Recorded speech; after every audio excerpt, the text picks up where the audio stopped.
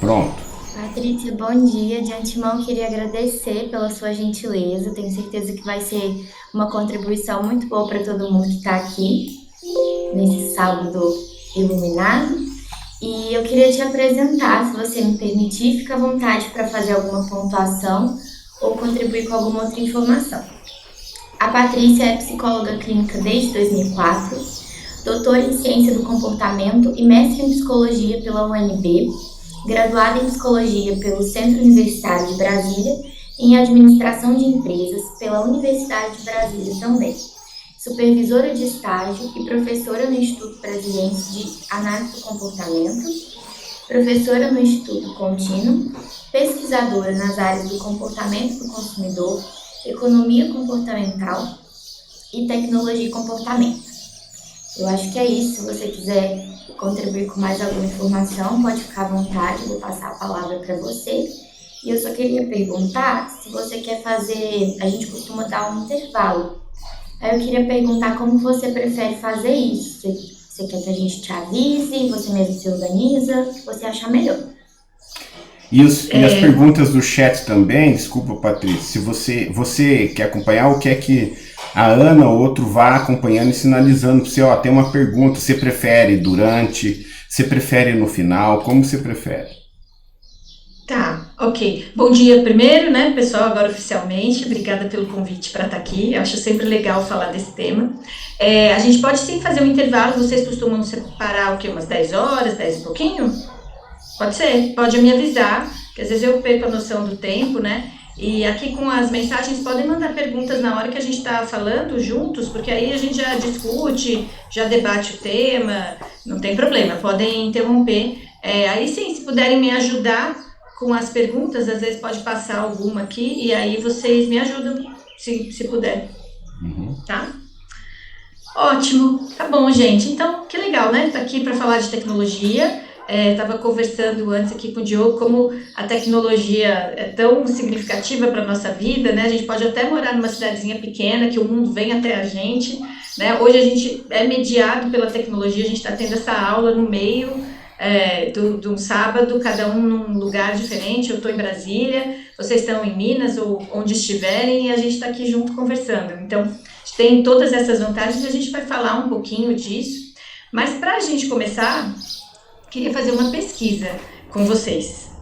Só vou precisar compartilhar a tela, acho que eu preciso de autorização aqui, de liberar.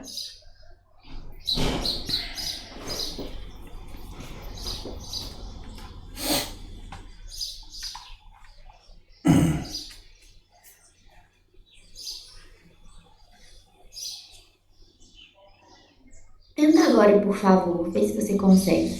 Não, ainda não foi autorizado.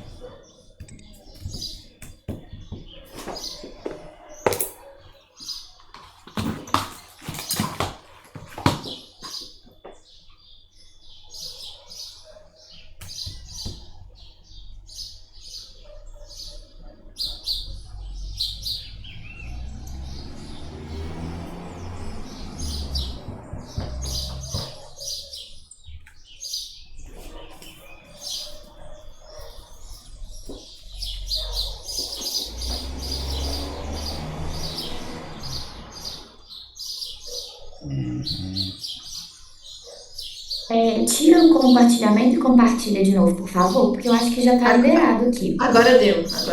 Vou fazer. Para a gente começar, peraí, só um segundo.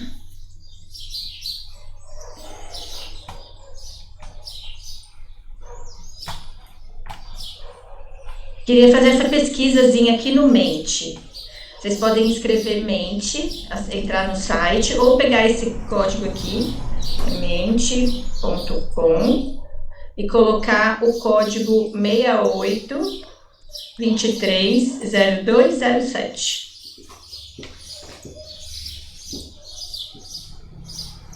Conseguem chegar aqui? Vamos ver, já tem uma pessoa.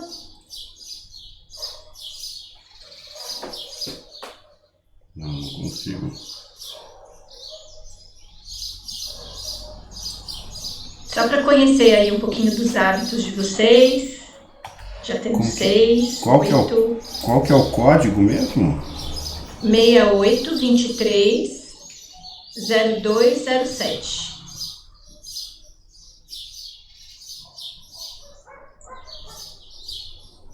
Ué. Deu certo?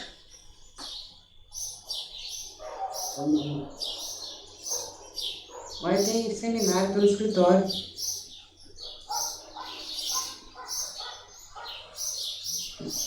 Não. Isso agora. Depois eu te ligo.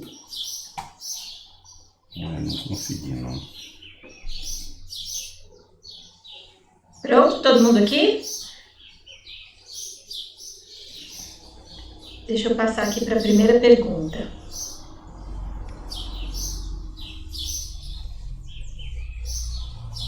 Quais plataformas que você passa mais tempo hoje em dia? Como é que a gente está, Edi? Estamos com Instagram, WhatsApp, algum streaming diferente da Netflix, TikTok, Facebook, ou algumas plataformas de trabalho, né, tipo Teams, ou tipo Slack, ou algumas plataformas assim relacionadas ao trabalho, ou alguma outra que de repente não listei aqui, peguei só as mais famosas. WhatsApp e Instagram, né? Parece que é o que tem mais.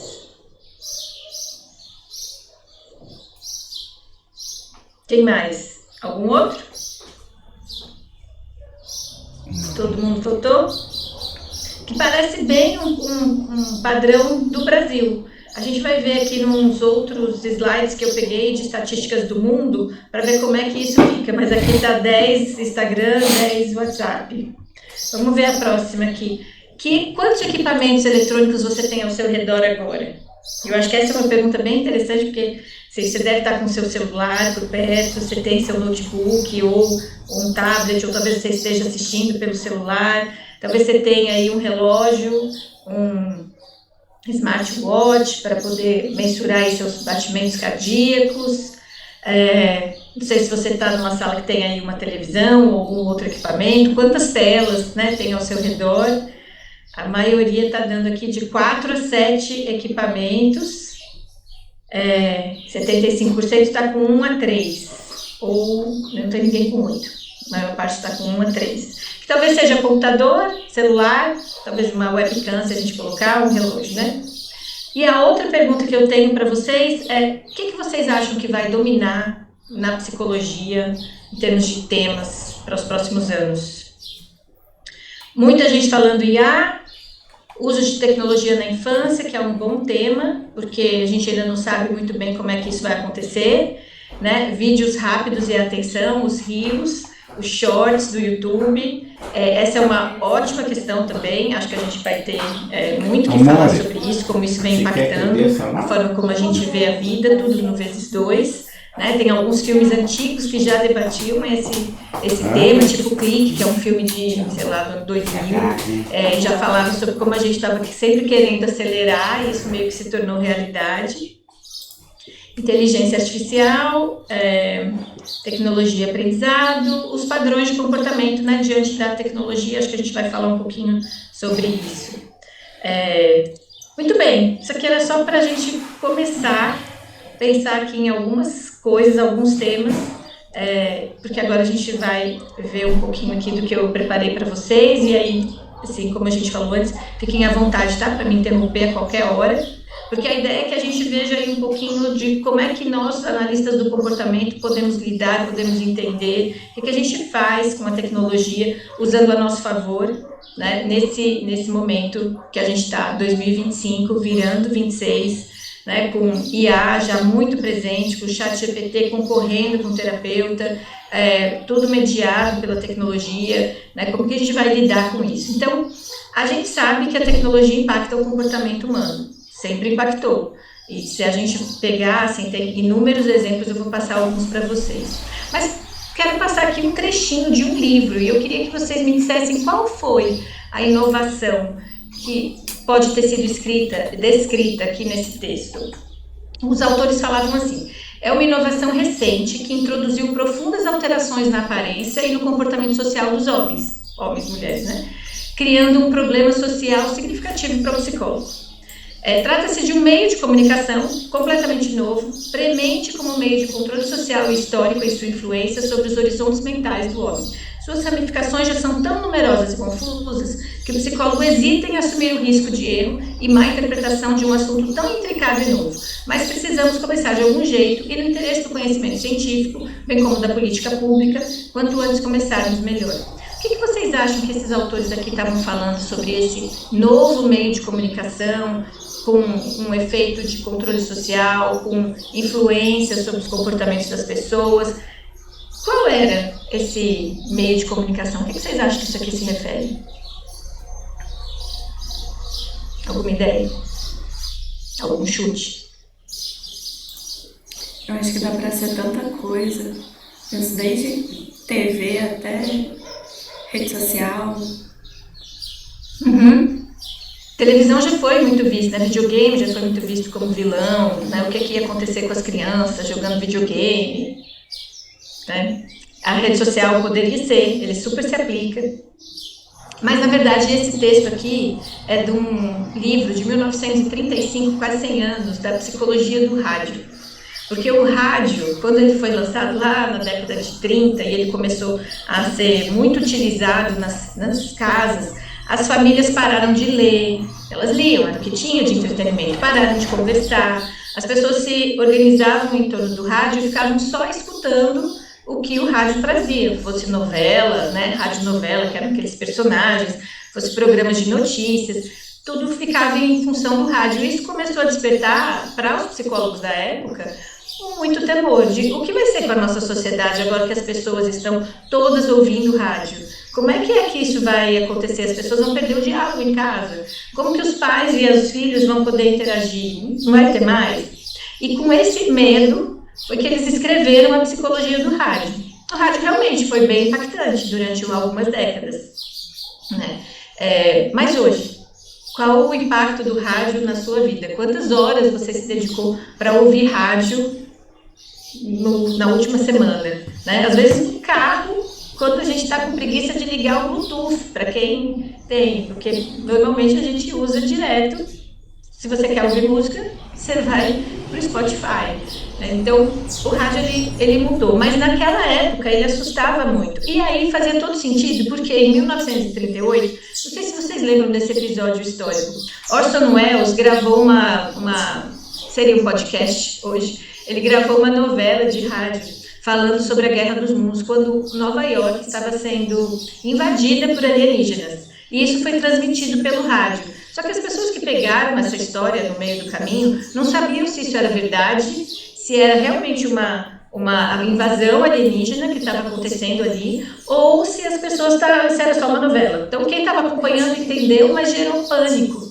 Na verdade, o que se falou é que nos dias seguintes, isso foi criado um clima de terror nas cidades mais do Nordeste dos Estados Unidos, Nova York, Boston. Foi talvez uma das primeiras fake news, e isso criou todo um pânico de o que é que o rádio está fazendo com a gente. A gente não sabe mais discernir o que é verdadeiro e o que é uma série notícia, o que é uma radionovela, uma notícia que foi construída ali.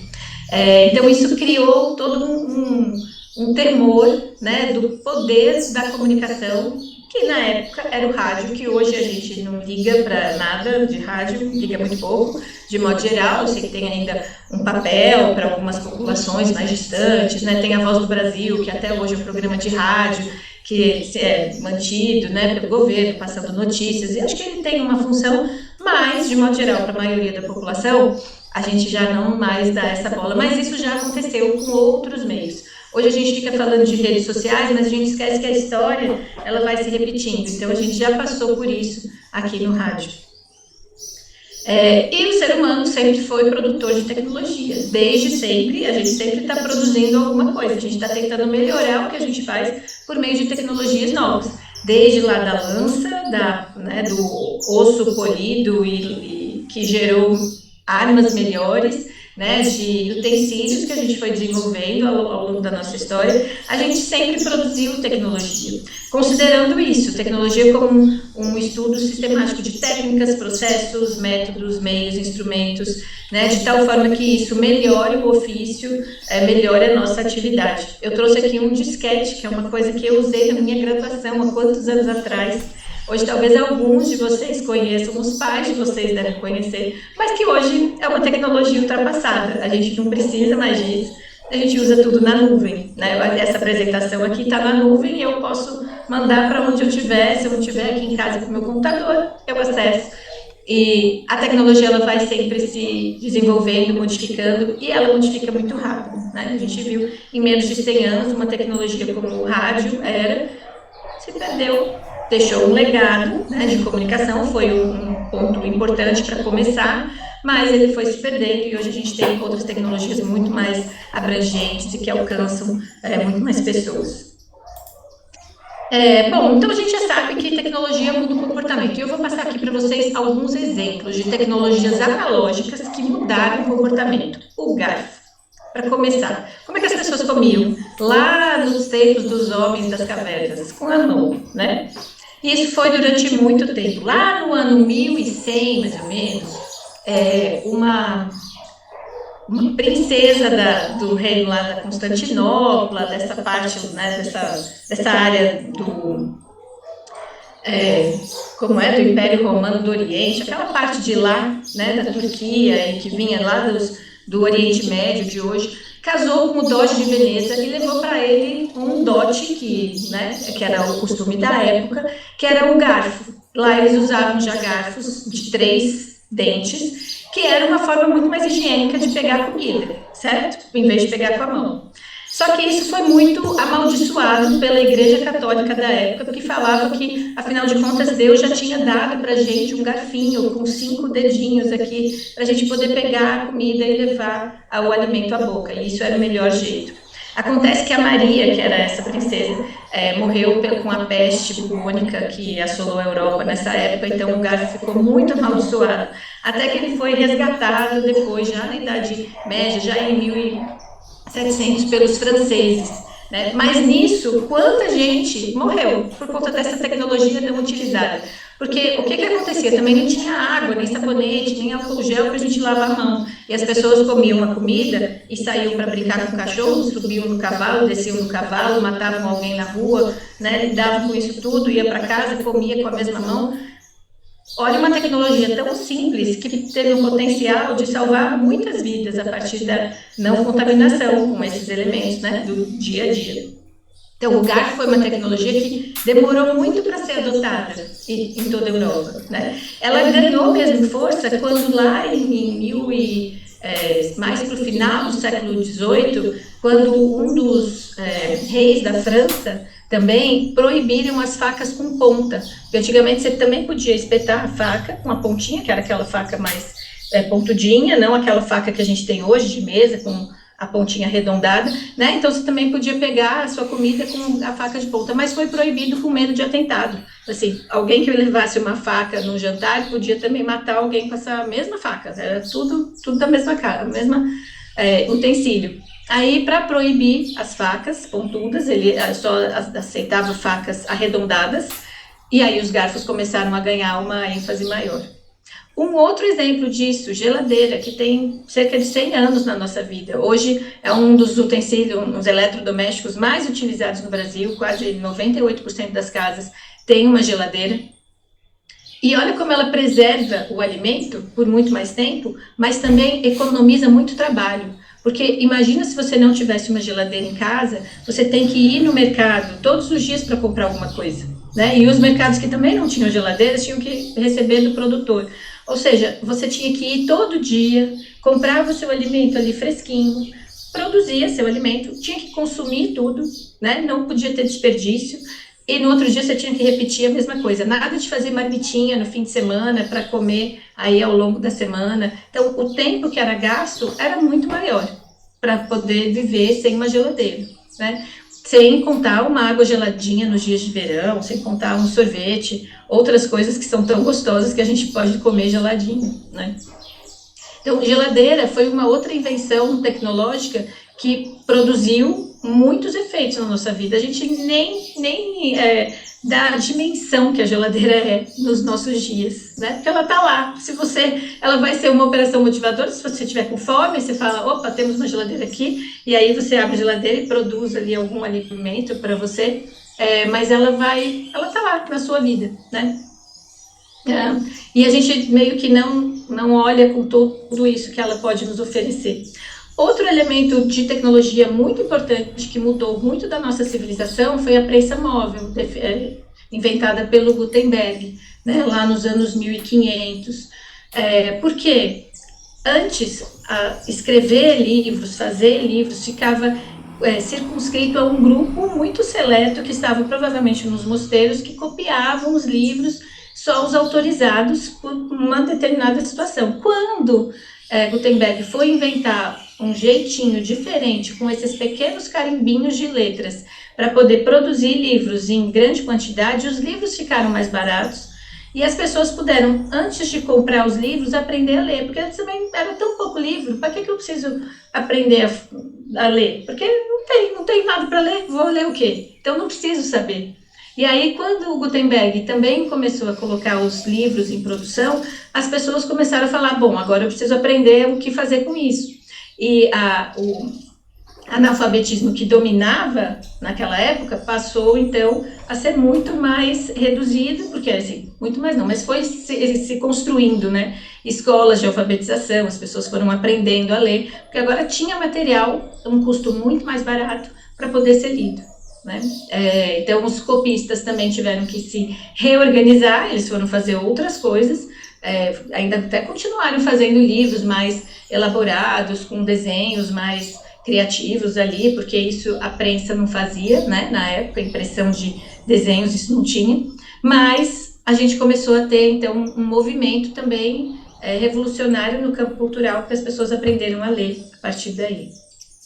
E um último, mais recente, a eletricidade, né, do final do século XIX, quando as ruas começaram a ficar iluminadas, né, porque também a gente tinha só ruas escuras e tudo era por candeeiro, então tinha alguém que ia lá e acendia o candeeiro do poste para dar alguma luz para alguns lugares, né, as casas ficavam todas escuras e você tinha só alguns lugares com velas, ou candeeiros com querosene, que produziam muitos acidentes, né? Porque a gente está falando de fogo, então você tinha lá um botijãozinho de querosene no meio da sua sala com uma chama de fogo, se isso caía, então eram frequentes os incêndios por conta disso. E aí começou a ter eletricidade nas ruas, os candeeiros foram mudados por lâmpadas, as ruas ficaram mais seguras, as pessoas começaram a ter lazer noturno que não tinham antes, porque acabava o sol, não tinha muito o que fazer, era perigoso. Não era só perigoso pela violência urbana, que era certamente menor na época, mas era perigoso porque você não estava vendo quem estava ali, se tinha um buraco, se tinha alguma outra questão que você poderia ser empurrado, enfim. Você não via nada, né? Você tinha que andar com seu próprio candeeiro, a gente já viu isso em filmes. Então, como a eletricidade também mudou um pouco da vida social. As pessoas conseguiam ficar um pouquinho mais acordadas à noite, assistindo, conversando, até ouvindo rádio, né, lendo um livro um pouquinho mais tarde. Então, isso também teve um impacto social muito grande nessa tecnologia da eletricidade. E hoje também é algo que a gente não dá nenhuma bola, porque ela só está aqui, e eu sei que tem, porque a gente está conversando por meio dela, né, mas todas essas tecnologias que eu falei, a geladeira, a eletricidade, a prensa e o garfo, elas ficaram tão presentes na nossa vida que a gente hoje, ninguém fala, a gente não vai falar um curso sobre a história do garfo, a gente não vai fazer um curso sobre a prensa, a gente sabe como ela se modificou e a gente aprendeu a ler em livros que foram resultado daquela tecnologia do passado quando Gutenberg inventou a prensa móvel. Senão a gente nem estaria aqui hoje. Né? A gente talvez nem tivesse cursos superiores, a gente aprendeu hoje, tudo bem que todo mundo lê em PDF, mas isso tudo começou com uma prensa móvel lá atrás. Então, todas essas tecnologias, elas foram mudando a forma como a gente vive já há muito tempo. E a gente está aqui hoje, quando a gente pensa em tecnologia, a gente pensa mais nas tecnologias digitais. que são as que nos interessam, porque elas estão ainda num processo de movimentar a nossa vida, assim como o rádio estava lá em 1935 movimentando a vida das pessoas. O que é o rádio? Será que isso vai ser bom? O que será que vai acontecer? Né? Será que as crianças que estão ouvindo rádio vão crescer achando que é isso a vida, né? Que a gente só vai ficar escutando e não vai fazer mais nada? Né? Eram tecnologias que mudaram os comportamentos e que causaram medo nas pessoas. Mas que hoje, 100 anos depois, 50 anos depois, 30 anos depois, as coisas foram ficando tão naturais, né? Assim como aquele disquete que ninguém mais dá bola, aquele disquetinho que eu mostrei, assim como o metaverso, há 3 anos atrás, metaverso era discussão, o que vai ser do metaverso, a gente vai ter que viver, todo mundo vai ter seu avatar. 3 anos depois, a gente fez o que com o metaverso? Nada, não é significativo hoje. Então, essa reflexão é porque muitas das coisas que a gente está discutindo hoje, talvez daqui a alguns anos elas sejam tão inúteis em termos de discussão, né? Vai ser pouco impacto que isso vai gerar. Ou a gente vai incorporar de maneira tão eficiente, assim como a eletricidade, que a gente só aperta o botão e tem energia, ou a gente pede para a Alexa ligar a luz, né? E ela já liga para a gente. É tão natural que deixa de ser um tema para a gente discutir. É claro que a eletricidade, por exemplo, quando ela foi lançada, teve muita discussão. Será que vai ser bom?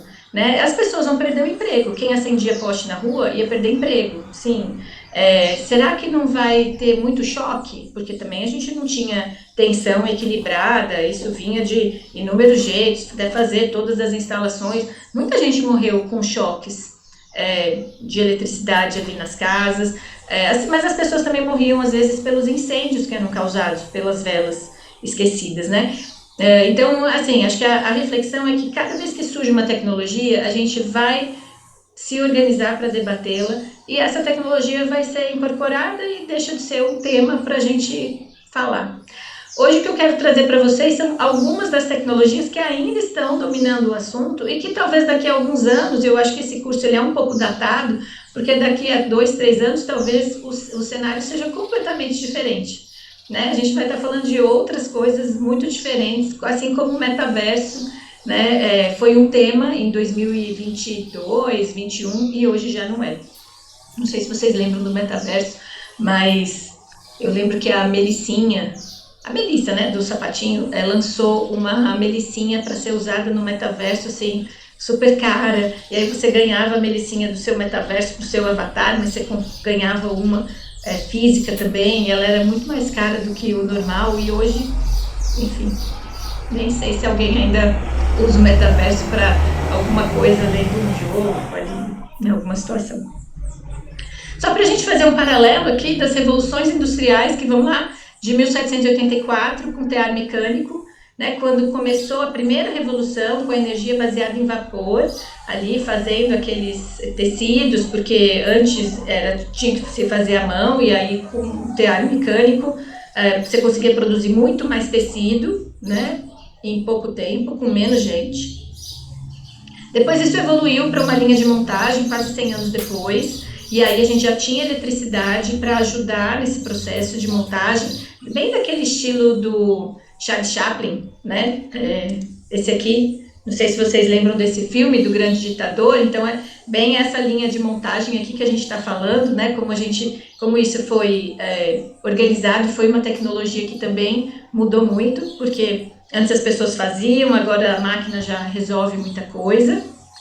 Depois a gente chegou num braço programável, que aí não tinha nem mais essa pessoinha que ficava lá martelando, o próprio braço já fazia isso tudo sozinho, né, já fomentado por uma computação de algum nível, lá em 1969 também, quase 100 anos depois. Vejo que aqui as mudanças aconteciam mais ou menos a cada 100 anos, mas de lá para cá, e principalmente da década de 90 para agora, a gente tem as TICs, as tecnologias de informação e comunicação, que levaram tudo para um processo digital. Então hoje, além das máquinas, a gente tem tudo controlado às vezes por robótica, e muitos dos serviços sendo organizados por tecnologia mesmo. Essa semana saiu aqui em Brasília uma notícia de que tem um laboratório que tem uma unidade totalmente digital. Então, você chega, você pelo totem de autoatendimento, você diz qual exame você quer fazer, você marca lá se é exame de sangue, você coloca, manda o pedido médico, não tem ninguém para te atender, você só faz isso via totem, e aí ele já te dá a senha e só tem uma enfermeira para tirar o seu sangue quando precisar. Mas todo o resto é mediado, né, pela tecnologia. Cinema já é assim, supermercado já é assim, tantas coisas já são assim, em banco a gente já não vai mais na agência, né, então tudo isso é digital. Alguns bancos nem têm agência, né, tipo Nubank, não tem nem onde é que você vai, se você quiser reclamar, você vai no seu celular e abre o chamado lá no WhatsApp deles. E é isso, a gente não tem mais o espaço físico, tudo fica digital. E se a gente juntar isso, as revoluções industriais com as mudanças culturais que aconteceram, a gente também vê as cidades sempre lá na época do tear mecânico, eram quase que burgos, cidades muito pequenas, organizadas em torno de uma muralha, sempre com um senhor feudal, ou um rei, ou um príncipe, alguém que comandava essa cidade politicamente, mas com fronteiras ali definidas. Isso começou com o tear mecânico a criar cidades, pequenas cidades, que ainda permaneceram ali na linha de montagem, mas aí as cidades começaram a se organizar, começaram a ter cidades industriais, com muito mais gente. Então, se ali na época do tear mecânico você conhecia todo mundo que morava no seu burgo, aqui as cidades já começam a ficar maiores, talvez você conheça as pessoas que moram no seu bairro, né? E os bairros foram se agrupando também. Então, você tinha lá quem morava no lugar mais nobre, mais afastado das fábricas, ou quem morava mais perto das fábricas, um lugar normalmente de uma condição socioeconômica mais baixa. Depois isso virou grandes cidades, né, como a gente tem as grandes metrópoles de hoje, né, principalmente no século XX, lá 1910, 20, 30, a gente tem Nova York, a gente tem São Paulo, a gente tem Paris crescendo, né, cada vez mais. E hoje, na verdade, importa pouco o lugar onde você mora, porque a gente está se comunicando onde você estiver. Né? A gente, de repente, algumas pessoas, como eu estava conversando aqui com o Diogo, algumas pessoas até optaram por migrar para cidades menores, para ficarem mais confortáveis, porque elas conseguem trabalhar de onde elas estiverem. Né? Principalmente no pós-pandemia, as pessoas que trabalhavam presencialmente foram para o remoto, e aí podiam trabalhar. Tanto faz. Vou trabalhar na praia, vou trabalhar em outro país, eu me conecto aonde eu estiver. Então, as cidades também perderam um pouco da importância, né? Claro, ainda é fonte de lazer e alguns casos a gente está voltando aí com um presencial para algumas instituições, né? Mas, em tese, a gente pode estar onde a gente estiver, né? Não importa o lugar. Então, as cidades também se perderam porque tudo é digital e pode ser conversado de onde for. O fato é que nós hoje, nós somos resultados dessas tecnologias que nós passamos a usar. Né? Também, digitalmente, a gente se conecta e a gente dá menos valor, às vezes, para a presença física, também pelas tecnologias digitais. Quantas vezes vocês já viram pessoas em restaurantes, por exemplo, famílias em restaurantes, cada um com seu celular, sentados do lado, mas com pouca conexão entre si? Porque é isso, não importa, talvez eles até estejam conversando um com o outro. Né? Conheço casais e atendo casais que brigam pelo WhatsApp, acho que talvez vocês conheçam alguns assim também. Então, terminou uma situação ali, um não gostou do que o outro fez, cada um vai para um lado e continua mandando mensagem, você fez isso, você fez aquilo, por que foi assim, por que não foi, não acredito, mais uma vez, você está só repetindo seus comportamentos, e aí a briga segue pelo WhatsApp. Então, a gente também, talvez também esteja desconectando do presencial, passando para uma prevalência do digital até nas relações. Né? Aqui eu trouxe algumas estatísticas para vocês verem, deixa eu só pegar aqui o meu ponteiro, só para dar um destaque para algumas, acho que vocês devem estar vendo aqui. Então, primeiro, o número de identidades de redes sociais, a gente tem 5 bilhões de pessoas com identidades em redes sociais, ou seja, perfis diferentes, né? Isso é um dado de outubro, tá? Em nível mundial. O outro dado que eu quero chamar a atenção é esse aqui, ó, 18 horas por semana em plataformas sociais, que é o que as pessoas costumam passar, na média, né? As pessoas, de modo geral, usam 6 plataformas por mês, Então, aqui vocês citaram WhatsApp e Instagram, mas a gente ainda tem talvez o Teams, talvez o Zoom, talvez o Spotify, que são outras plataformas, que também depende aí do caso. Mais ou menos equilibrado em termos de homens e mulheres, né, 45 para 54. Então, 68% da população usa algum tipo de tecnologia de rede social.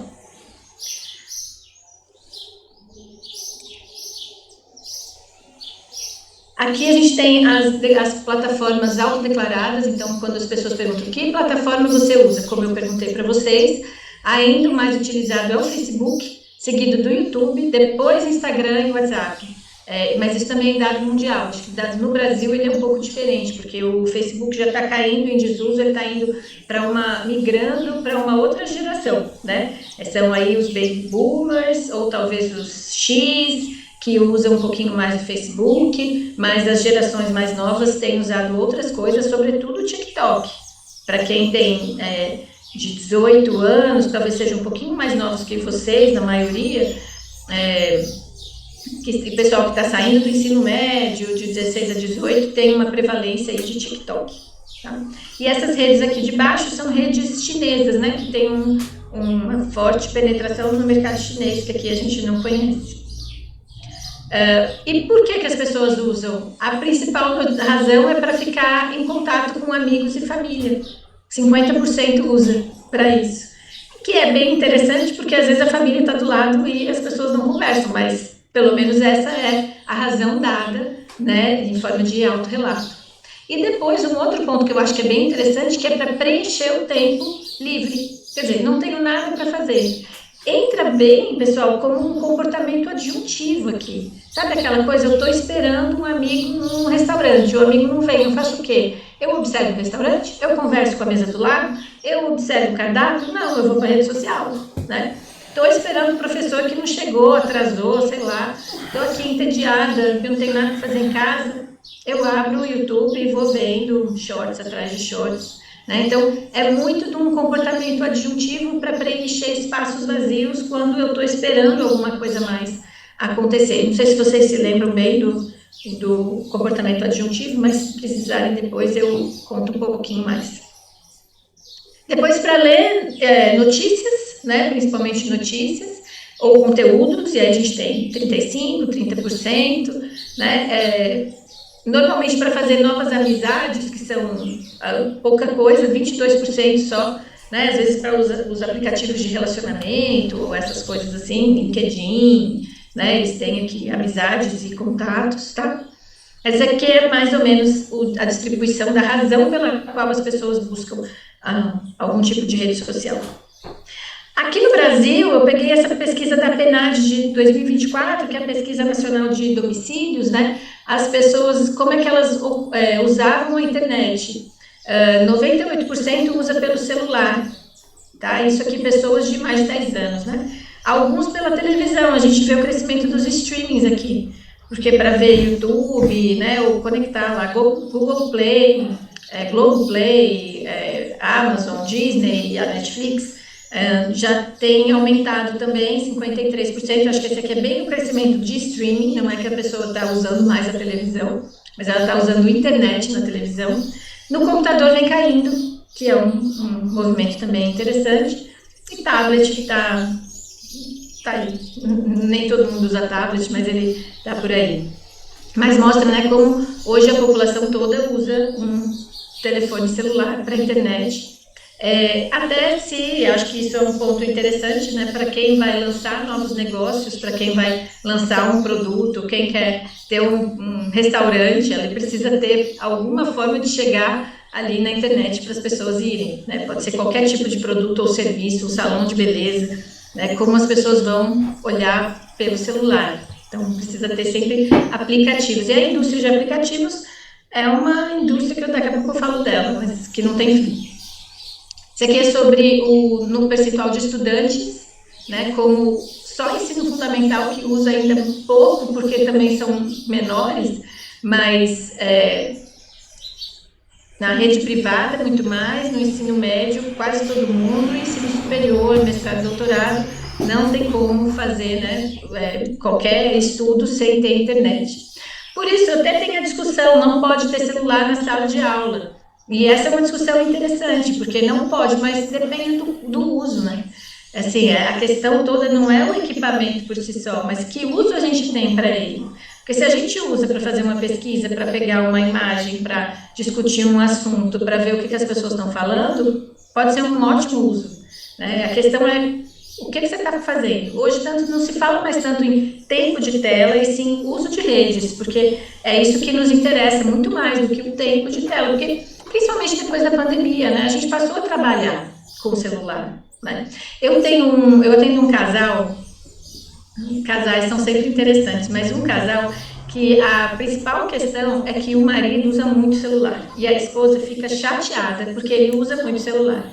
E ele tenta se defender dizendo que eu uso celular, mas eu estou trabalhando, estou respondendo o e-mail do meu chefe, eu estou lendo um relatório que me passaram, eu estou assistindo um curso pelo celular, né? E a esposa fica chateada porque ele usa muito celular e quando está usando o celular, não está com ela. E aí é difícil separar, porque nesse mesmo aparelho que você tem, de fato, responder um e-mail do trabalho, entrar lá no Teams ou na plataforma colaborativa e responder uma mensagem, e hoje quem trabalha remoto só trabalha via plataformas de mensagens, assim, né, tipo Teams. É difícil separar isso, porque lá pelas tantas, em algum momento, estou aqui esperando uma reunião que está chata, eu abro o Instagram e vejo 2 ou 3 coisas, 2 ou 3 posts. Então é muito difícil separar o uso da internet, assim como é difícil, principalmente para as crianças, como saber o que eles estão usando. Talvez a gente devesse olhar muito mais para o tipo de aplicativo do que o tempo de tela ou o uso em sala de aula. Às vezes é como usar, né? Que é a grande questão. Um outro dado de uma pesquisa de 2025, essa pesquisa saiu em janeiro, quer dizer, os dados foram coletados em janeiro, o resultado dela saiu agora mais recente, mas falando sobre o uso de serviços de saúde pela população brasileira nos últimos 12 meses, então os dados de 24 para 25, né? O que as pessoas usam muito? Aplicativo para autodiagnóstico, quer dizer, estou sentindo uma dor. Estou com dor de cabeça e um barulho no ouvido, pode ser o quê? Dr. Google, né? A gente vai sempre buscar e tem uma série de outros aplicativos que fazem isso. Por exemplo, na gravidez, que você vai acompanhando todos os passos da gravidez, como seu bebê está hoje, né? Passaram-se alguns dias e como ele está, então você vai tendo um parâmetro. Isso é um aplicativo bem interessante, que você vai vendo de acordo com seu tempo de gestação, você vai vendo no aplicativo o que está acontecendo no seu corpo, no corpo do bebê, né? Outros aplicativos de monitoramento de estilo de vida, então mudanças de hábitos, de academia, de exercício físico, né? Além de alguns repositórios de registro, tipo diários, que você vai listando tudo que foi feito, e a telemedicina. Então são os principais aí de serviços de saúde, comparando os ex com os baby boomers, né? Que os baby boomers usam um pouquinho menos e o uso dos ex é um pouquinho maior do que deles, tá? Claro, também porque estão mais ativos ainda, né? Os ex estão chegando no mercado, enfim. Outro ponto aqui interessante também para vocês, que é o que as pessoas querem reduzir. E aí essa foi a pergunta, o que você gostaria de reduzir em termos de comportamento? Atividades digitais. As pessoas hoje passam aqui no Brasil cerca de 9 horas por dia conectadas, é o que essa pesquisa mostra, e 28% quer reduzir. Né? Assim, a gente faz, mas a gente não quer fazer. Mas faz, porque também tem muitos reforçadores envolvidos nisso, né? De baixo custo, inclusive.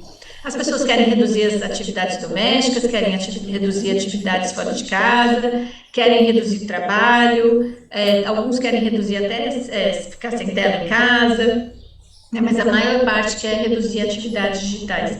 E o que eles querem, essas pessoas que querem reduzir as atividades digitais também acham que gera muita distração, que gera prejuízo à saúde e que se sente culpado por fazer isso. Então, esse é o brasileiro que a gente atende, né, no consultório. Então, para quem for para a clínica, vai lidar com esse cenário, né, de pessoas que usam muito e que querem parar de usar, mas que não conseguem, porque o celular ou a atividade digital, ela é extremamente reforçadora e presente. Sobre a IA, 62% está familiarizado com a IA, principalmente millennials e a Gen Z. Né? A pergunta era, eu uso ou já usei? Então, 66% dos millennials e 18% usa com frequência. Eu não sei se a gente fizer essa pergunta aqui para vocês, todo mundo usa? ChatGPT ou Claude? Ou algum outro? Ou Gemini? Ô Patrícia, quando você faz pega essas pesquisas com essas classificações milênios, quem são mesmo, rapidamente? Os millennials? Boa pergunta.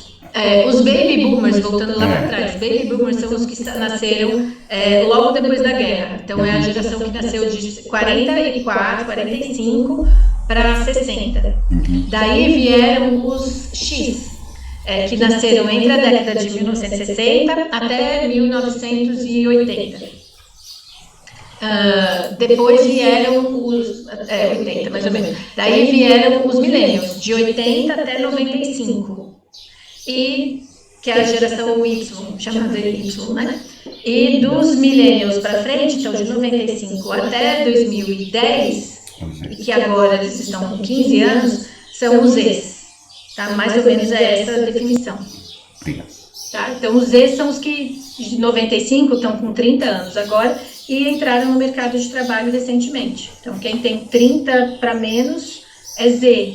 E é uma geração que vem sendo muito discutida, assim, panorama cultural, de trabalho, porque é uma geração que tem priorizado muito bem-estar, né, tem tido com muito mais consciência de saúde mental, com muito mais autocuidado, mas isso entra muito em conflito com outras gerações do mercado de trabalho que exigem mais desempenho, mais horas.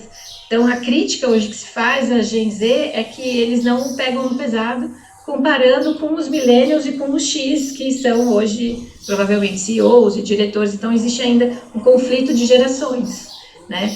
A Gen Z é uma geração que nasceu dentro de um mercado totalmente digital. Elas já nasceram, já tinha computador em casa, já tinha televisão a cabo, já tinha celular, de antigas gerações, mas já existia. Então, já é uma geração que está muito familiarizada com tecnologia, porque desde criança já utilizou esse mecanismo. Certo? Outras perguntas? E aqui, um ponto é que as pessoas, apesar de usarem aí ChatGPT, a maioria tem sentimentos positivos relacionados a isso, né? Que vai facilitar atividades do dia, vai gerar oportunidades, tem mais benefício do que risco. Alguns estão preocupados se vão perder o emprego ou não, né? Será que a psicologia vai ser substituída por um ChatGPT? Eu tenho vários pacientes que usam ChatGPT entre as sessões, tipo, não deu tempo de falar isso, vou conversar com o ChatGPT e na próxima sessão eu te conto o que ele me falou, tá bom? Tem vários que utilizam, não sei se vocês já utilizaram com essa ideia de um conselho, uma pergunta, vou buscar uma validação, perguntar para o ChatGPT o que ele acha, se alguém já usou, quiser depois compartilhar, mas muitas pessoas usam, né? Porque é um psicólogo, com muitas aspas, disponível 24 horas com um custo, ou sem custo, só o custo da internet, que já está embutido no dia, né? Então, chegamos aqui com humanos de 2025, que de modo geral comem mal, dormem mal, se exercitam pouco, ficam muito tempo em telas, usam muita rede social, acabam se isolando de alguns amigos, de alguns familiares, trabalham muito, trabalham em excesso, de forma desorganizada, procrastinam as tarefas, e a gente tem isso tudo e a tecnologia que facilita muito a nossa vida. Então, como fazer, como entender esse panorama cultural, social, e como utilizar aí a análise do comportamento para entender esse mecanismo, tá? É isso que a gente tem hoje, de modo geral. As queixas estão todas aqui, né, em relacionamentos, né, porque não tem amigos, os amigos são chatos, ou os familiares não compreendem, ou não tem tempo para nada. As pessoas, de modo geral, chegam no consultório extremamente cansadas, sobrecarregadas, porque não tem tempo nem para fazer terapia, né? Reclamam porque o trabalho é muito demandado, então, e não dá conta de fazer tudo. Então, o que a gente faz? E a gente tem aí tecnologias também para nos ajudar com a psicologia, né? Porque as tecnologias também vão mudar a forma como a gente atende. Eu peguei aqui a fotinho do Freud para lembrar que lá da Ana O, daquele caso inicial, clássico do Freud, que ele atendeu lá em 1890, para uma @Ana de hoje, o que mudou na psicoterapia? O que a gente fez de diferente, né? Principalmente na psicoterapia, na forma de atender? Se Freud atendia a Ana 5 vezes por semana, porque ela não tinha muita coisa para fazer, o tempo era diferente, como que a gente atende os nossos clientes hoje? Com qual tempo? Com qual disponibilidade? Nossa e deles? Né? Hoje a gente tem quem atende por convênio, atende às vezes por 35 minutos, que é o que dá para fazer, porque, né, o convênio paga pouquíssimo, então tem que otimizar o tempo. Então tem que colocar 2 pacientes em 1 hora. A Ana O não, né? E será que a tecnologia, então, nos ajudou nisso? Né? Será que a coisa ficou tão mais rápida?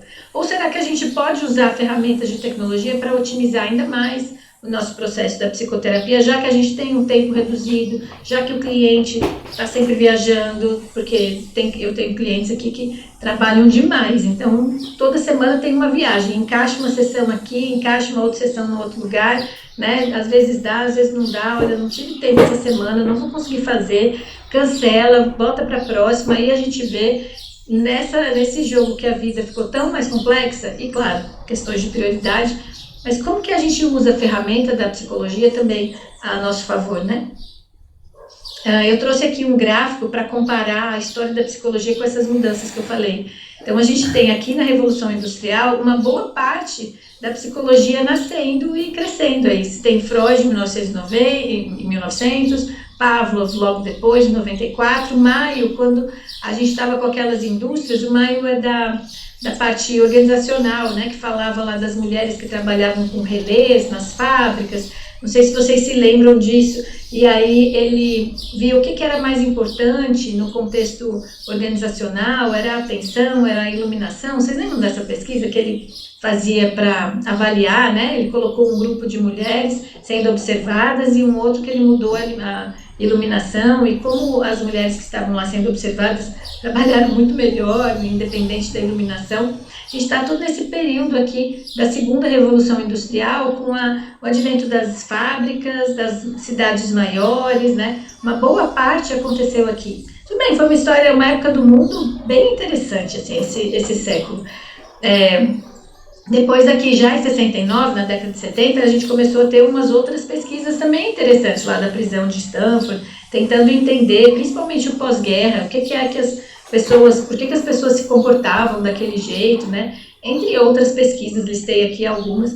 E agora a gente tem um pouco mais das contextuais, da década de 90 para cá, com a terapia de aceitação e compromisso, com a psicoterapia analítica funcional, a DBT, a ativação comportamental, enfim, tudo vem agora para uma linha para cá. Puxei mais da psicologia geral, mas é claro que a gente teria aqui ainda Gestalt, né? Humanista aqui com o Frankl e para frente, mas enfim, peguei mais os que nos interessam mais para agora, né?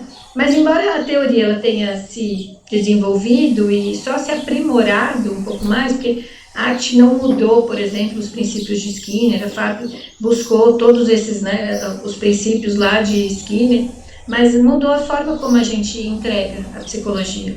E hoje o que se fala muito é como você faz um produto, um infoproduto, normalmente, ou um e-book ou alguma coisa, que alcance as pessoas para além da psicoterapia individual.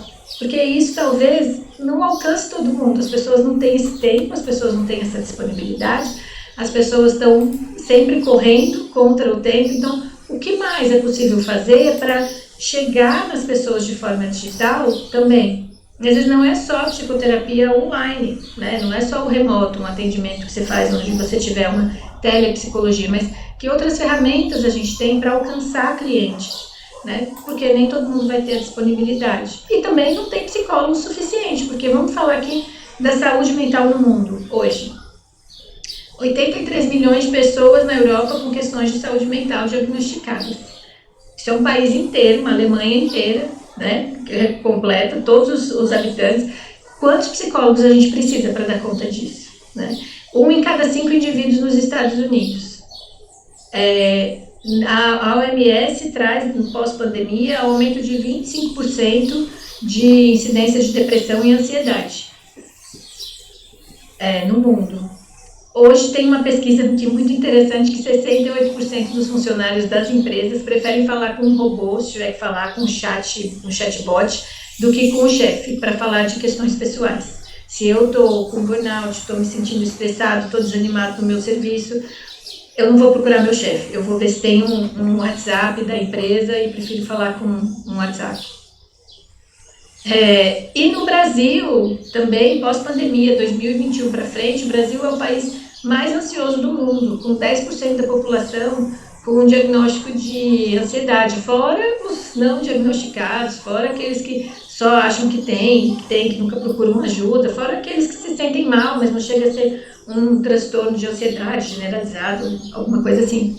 A gente tem 21 milhões de brasileiros em situação de ansiedade, mais 10 com depressão, 10 milhões, mais 2 milhões e meio com transtorno bipolar diagnosticados, fora outros transtornos. Como que a gente dá conta disso? Se a gente tiver ainda aquela terapia tradicional, da forma como ela foi se organizando aí ao longo do tempo? Essa é a pergunta, porque a gente não vai dar conta. O fato é esse. Talvez a gente precise usar a tecnologia a nosso favor para alcançar possibilidades diferentes. Essa pesquisa aqui mostrou como as pessoas lidam com ansiedade ou depressão. Se você tem uma ansiedade e depressão, o que você faz? E aí as pessoas falaram que 74% mudou os relacionamentos pessoais. Acabei com uma amiga, acabei um casamento, fui procurar um namorado, fiz outra coisa, né? Mudei meu círculo. 72% melhorou os hábitos. Passei a ir para academia, comecei a comer melhor, tirei o açúcar, larguei o cigarro. 71% conversou com a família. 53% foi para um lado religioso, espiritual. E 46% procurou algum profissional de saúde mental, o que é bastante, né? Pensar que desses, como eu falei aqui, 21 milhões com ansiedade, 10 milhões com depressão, se 46% deles procuraram um profissional de saúde mental, já é muita gente. Né? Já é quase que 15 milhões de pessoas a mais procurando um profissional de saúde mental. Isso até um pouquinho maior do que a estatística mundial, que para procurar um profissional de saúde mental é só 43%. Então a gente tem aqui como as pessoas tentam fazer alguma coisa e se ajudar, mas mesmo procurando um profissional de saúde mental, a gente ainda não daria conta. Porque no Brasil são 533 mil psicólogos, tá? Os dados desse ano. Ou seja, mais ou menos 2,5 psicólogos para cada 1.000 habitantes. Imagine você ter que atender aí cerca de 400 pessoas. A gente não dá conta. Não desse jeito. Não no atendimento semanal, né? O DF até é um dos lugares que tem mais psicólogos por pessoas, por habitantes. 4 psicólogos aqui no DF, né? O Maranhão é um lugar que tem menos, não tem nenhum. 0,69 psicólogos para cada 1.000 habitantes. E aí peguei aqui São Paulo, Rio, Bahia, alguns outros, depois a gente pode até pesquisar os... Não coloquei Minas, mas só para vocês terem aí uma noção de como é que tá. Provavelmente Minas vai estar entre 1 e 2 psicólogos, né? E em psiquiatras são 4 para cada 100 mil. Então a gente tem um contingente gigantesco de demanda e um número de profissionais habilitados para cuidar reduzido. Aí a gente tem um bom espaço para a tecnologia ser usada a nosso favor, para ajudar pessoas, porque a gente sozinho, se a gente repetir o modelo de Freud, a gente não dá conta, né? E a gente também, então, pode falar de algumas tecnologias que impactam esse atendimento psicoterápico, né? Como que a gente pode aproveitar isso a nosso favor? A gente sabe que nós, psicólogos, trabalhamos com dados, sobretudo analista do comportamento.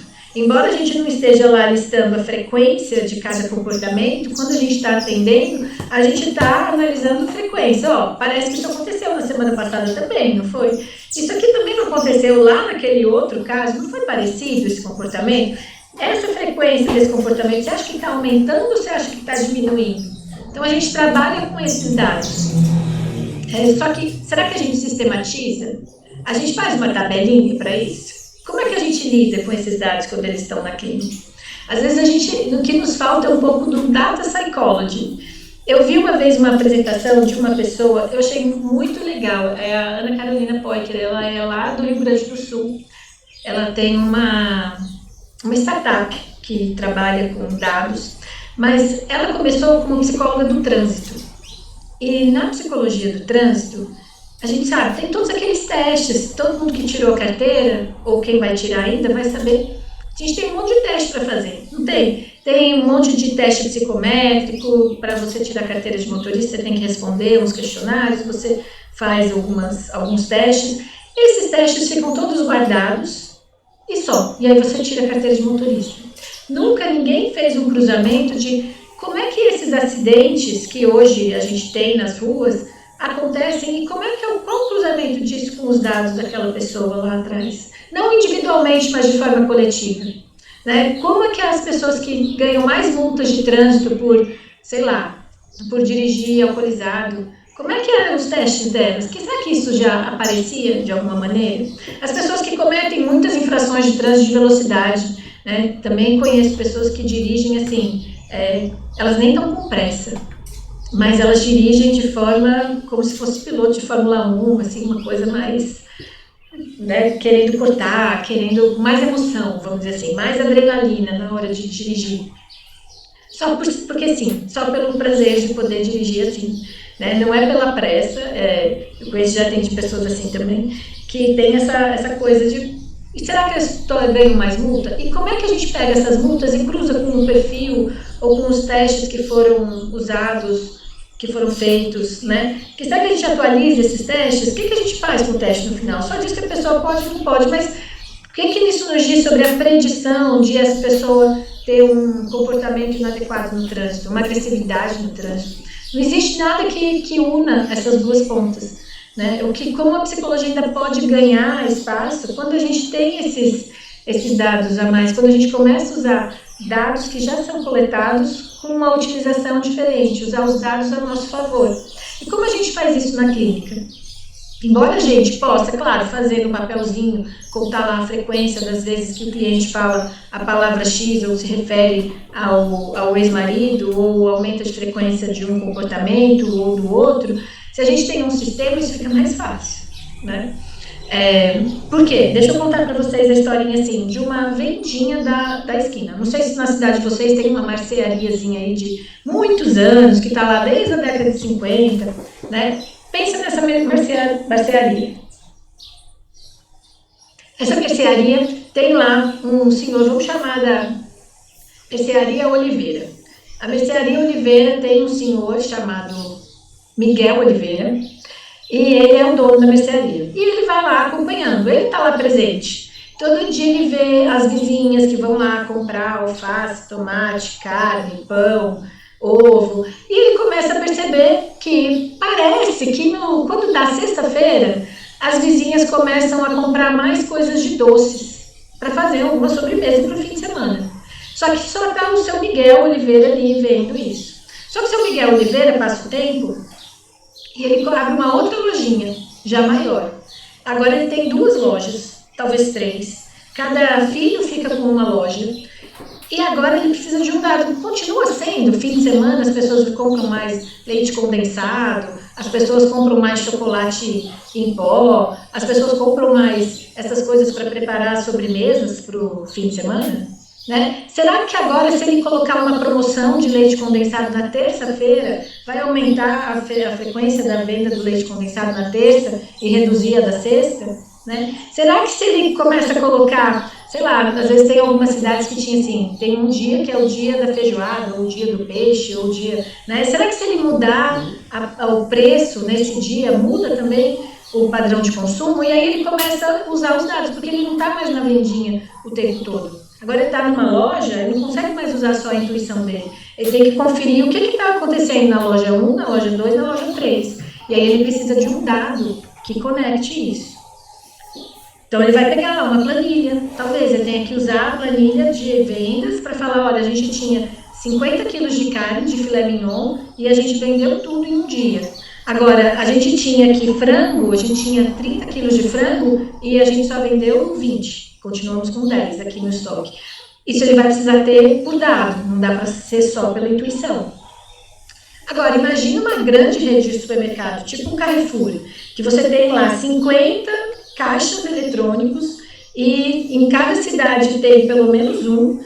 Como é que eles sabem, o pessoal do Carrefour, esse seu Oliveira que cresceu e virou um super Carrefour, como é que eles sabem o que vende, que dia, que no dia? Que é terça-feira vende mais uma coisa, é sábado vende outra, ou tanto faz, vende tudo em todos os dias, ou na cidade tal, o produto mais forte lá é a carne, porque na outra é o frango.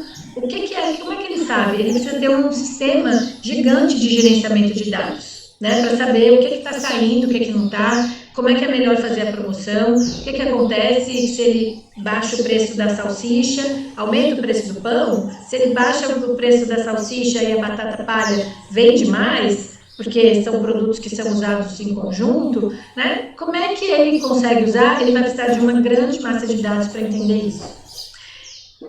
E com a terapia não precisaria ser diferente, porque a gente pode sim analisar cliente a cliente, a gente faz a nossa formulação comportamental ali, mas quando você começa a ter, agora não são só 2 clientes que a gente tem no estágio, agora são 10, agora são 20, agora ao longo da sua trajetória você já atendeu 200, né? Eu estava vendo as minhas estatísticas do meu sistema, eu tenho 250 clientes cadastrados ao longo dos últimos 8 anos, quando eu comecei a usar o sistema.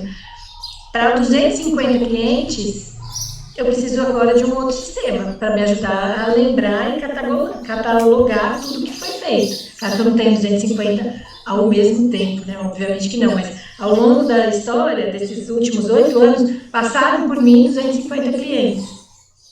Então, para eu ter um dado que me organize, quantas horas cada cliente ficou, eu preciso ter um sistema, eu preciso ter uma tecnologia. Porque senão eu posso fazer isso na mão, mas o tempo que eu vou gastar para fazer isso é muito grande. Só a minha intuição não passa quando a gente tem um volume de dados maior, né?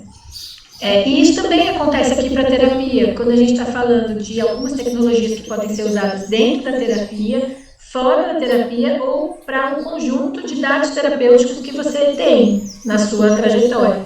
Então, por exemplo, para a intraterapia, como que a gente pode usar a tecnologia? Aí, usando a anamnese.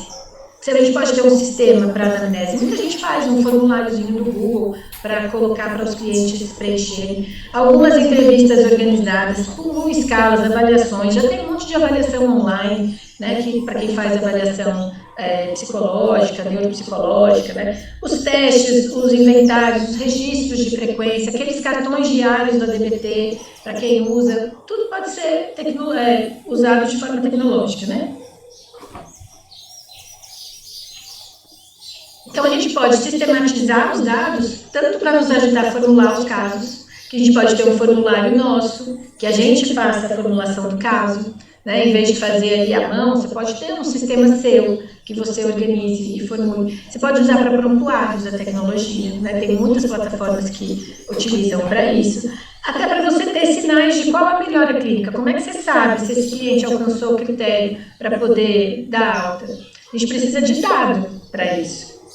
E os dados precisam estar de alguma forma sistematizados, né? Eu acho que o que às vezes nos separa de outras linhas, outras abordagens, é porque a gente consegue mensurar o avanço do cliente pelo dado. A gente consegue saber, ele está emitindo mais um CRB2 agora, e os CRB1 caíram de frequência, né? A gente tem dados de melhora clínica. Não é só o nosso feeling, não é só a nossa intuição, a gente consegue colocar isso em dados concretos. E como é que a gente está registrando esses dados?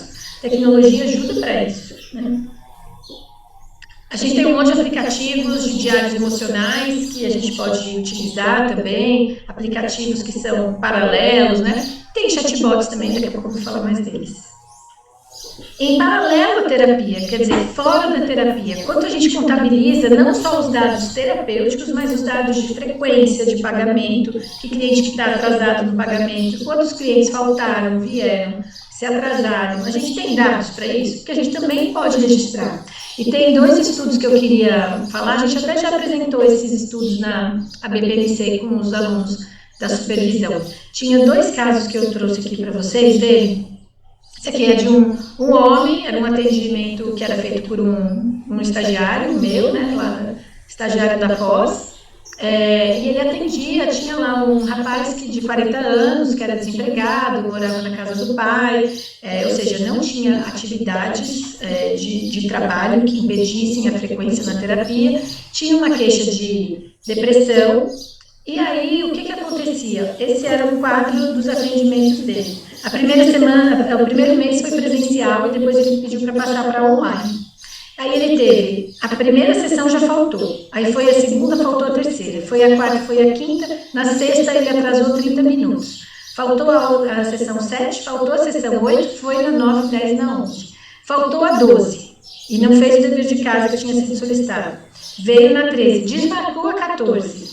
Aí na 15 a gente já tinha todos esses dados. Olha só quanto a sequência de faltas, né? Em 15 sessões ele tinha ido 6. Acho que isso. Aí o terapeuta fez uma intervenção da FAP, típica da FAP, assim, como você acha que eu me sinto com essa falta de compromisso, né? Você me enxerga, como é que está sendo aqui? E o que aconteceu depois? Ele nunca mais faltou.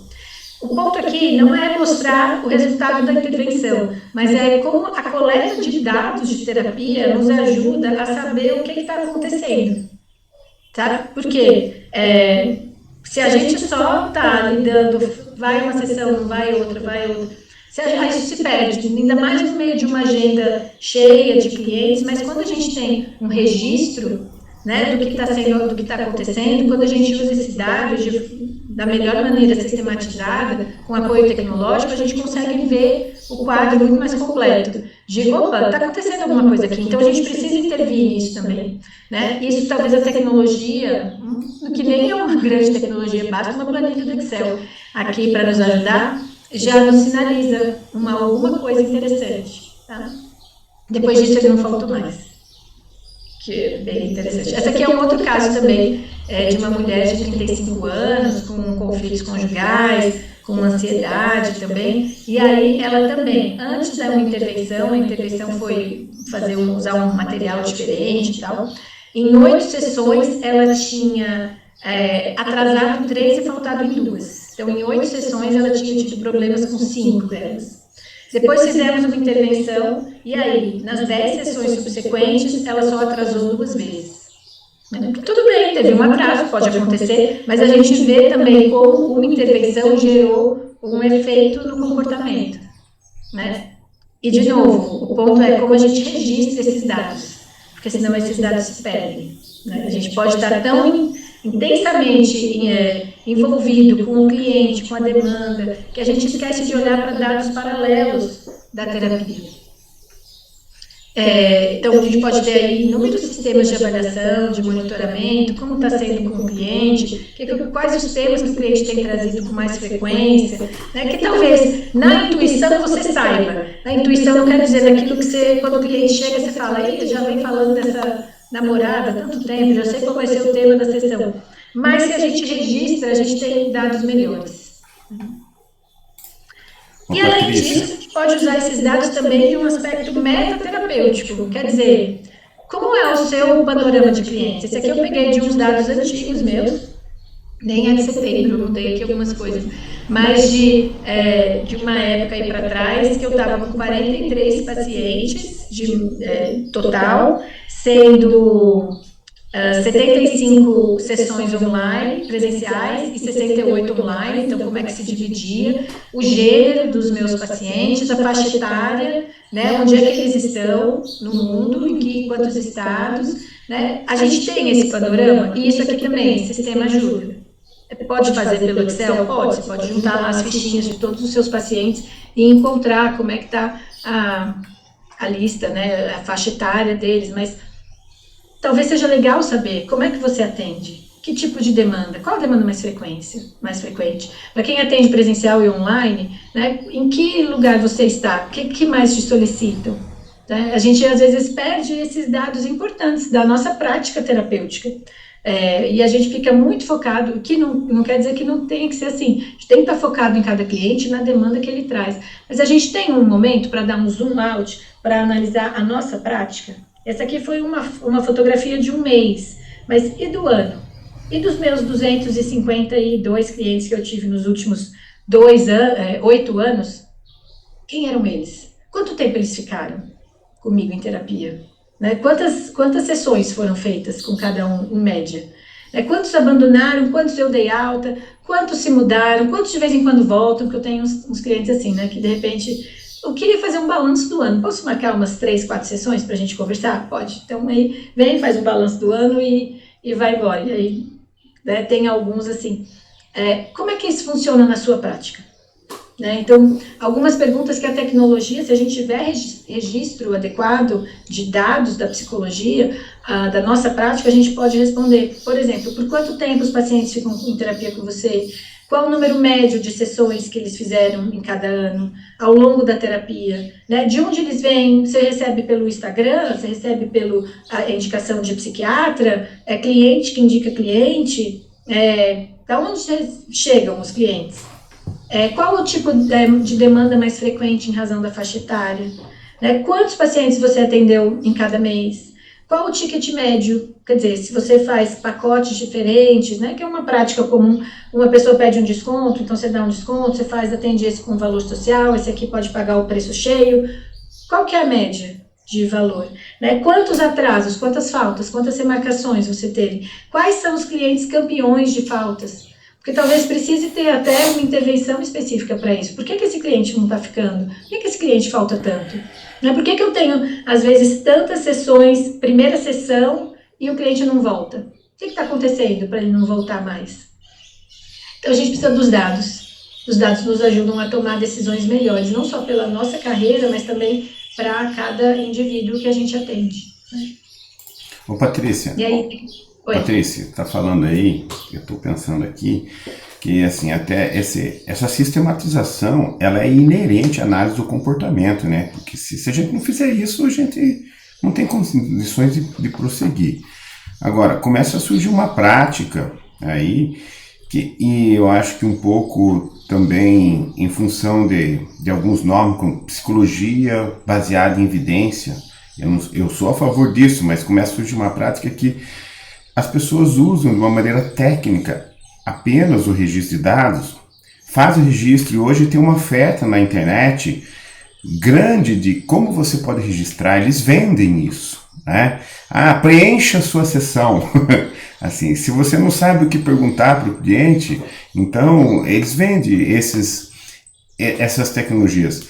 E, ao que me parece, eles não sabem o que fazer com esse registro, porque não adianta registrar e você não saber como utilizá-lo, né, ali.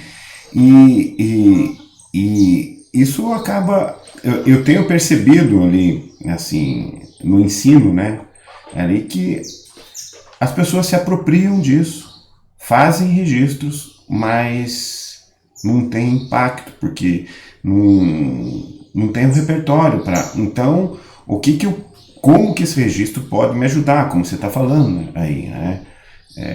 Então, eu acho que fazer o registro é um passo, saber como usá-lo é outro repertório que a gente não ensina muito, inclusive, isso.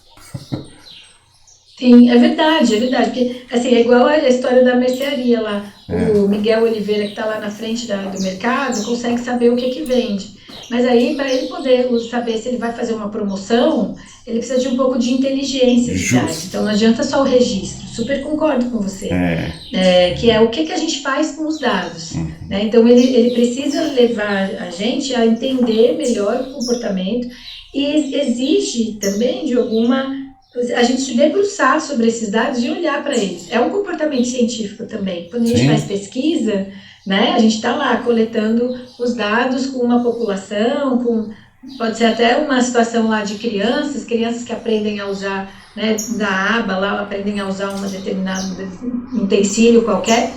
A gente conseguiu fazer quantas vezes? Você tem lá as marcações, os checks de cada protocolo, mas você faz o que com isso depois? Então é um trabalho de pesquisa, como é que esses dados se agrupam? E aí a gente precisa ter essa visão panorâmica, né, do que a gente fez. E é claro, a gente coleta dados do cliente em sessão para ver o CRB1, para ver o CRB2, se for FAP, né? Ou para ver se ele está desfusionado ou ainda está fusionado com determinado assunto, se for ACT, a gente treina habilidade, se for DBT, eu que sou mais da contextual, treina habilidade, se for DBT, faz o cartão diário, sim, mas o que a gente faz com isso, né? Exige que a gente talvez tenha um tempo livre para analisar o todo, né? Que de fato não é muito ensinado mesmo. O que fazer com por isso que se chama, né, Data Psychology, que é uma psicologia baseada em dados, não só nas evidências, porque isso virou até para algumas pessoas uma fala meio enviesada, né? Mas o que você faz com os dados que você já tem ali do seu consultório, da sua prática, do seu cliente, né? Quantas vezes a gente está lá sistematizando? Às vezes a gente faz, e eu que sou supervisor de caso, a gente faz a formulação direitinho, mas aí o que você olha da formulação, como é que você interpreta? Isso é um comportamento para ser desenvolvido nos alunos mesmo. Né? Não adianta só coletar o dado se você não souber o que fazer com ele. Então aqui, voltando, algumas aplicações a mais que a gente pode ter de tecnologia de realidade virtual. Hoje já tem, não sei se aí em Minas vocês têm isso, mas tem alguns softwares que você coloca no óculos de VR para lidar com medos, fobias, medo de avião, medo de altura, medo de injeção, medo de dirigir, e aí combinado com exercícios de mindfulness, né? Então você tem ali muito da realidade virtual que você pode aplicar na clínica. Ainda é meio caro, então assim, não tem muitos psicólogos que fazem, mas é uma boa tecnologia para ser utilizada, né? Situação de prevenção do suicídio, quando você tem alguns algoritmos que conseguem prever algumas palavras, né, e mapear algumas palavras-chave, até do discurso do cliente nas redes sociais, tem aplicativos que fazem isso, e algoritmos que conseguem prever o suicídio antes, né, do próprio psicólogo. Para avaliação psicológica tem muita coisa que pode ser feita, várias ferramentas terapêuticas, que hoje também as redes sociais vendem muitos livros para terapeutas, né? Exercícios para você aplicar com o seu cliente, como você estava falando, porque acabou que é uma forma também do psicólogo ganhar dinheiro nas redes. Enquanto eu não tenho cliente, eu vou fazendo aqui ferramentas e vou distribuindo e vou ganhando um dinheirinho, e é uma forma de viver. Sem contar as ferramentas de suporte administrativo, que eu acho que essas nos ajudam, por exemplo, saber valores, saber como está o seu preço, quanto que se aumentou ao longo do tempo, esses dados mais de extra terapia, né? Mas que são da gestão da sua clínica, da sua prática, né? Então, algumas aplicações importantes ali. Então, para tarefas rotineiras, para mandar mensagem automática para o cliente, para lembrar da sessão no dia, algumas ferramentas também para desenvolver novas formas de avaliação, tem algumas tecnologias que estão sendo testadas, até com chatbots para fazer avaliação, né, de insônia, por exemplo, você tem lá um reloginho que mensura se você dormiu ou não dormiu, né? Tem alguns clientes que mandam uma foto do relógio para mim.